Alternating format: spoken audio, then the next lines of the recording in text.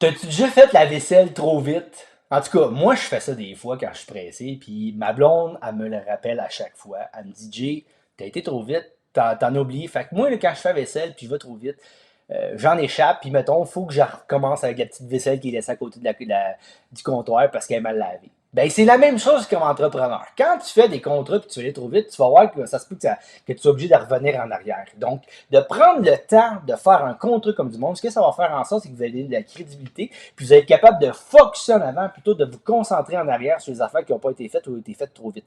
Donc, quand on va vite, ce qu'on fait, c'est qu'on risque de peut-être botcher à des places, puis de faire en sorte de ne pas nécessairement avoir plus de volume, ou en tout cas, vous allez avoir du volume, mais ça ne sera peut-être pas les meilleurs contrats, ou ça ne sera pas des contrats qui vont être rentables. Donc, si vous voulez une bonne rentabilité, je pense que le modèle d'affaires à faire, c'est de faire un contrat au complet, de bien le faire, puis après ça, quand on est rendu le contrat, on se concentre dessus. On n'ouvre pas plein de portes, on n'en ferme aucune. Quand on fait ça, ce qu'on fait, c'est qu'on risque de perdre. On risque de perdre le client parce que le client n'est pas satisfait, parce qu'on l'a oublié qu'il fallait revenir pour une petite job à finir.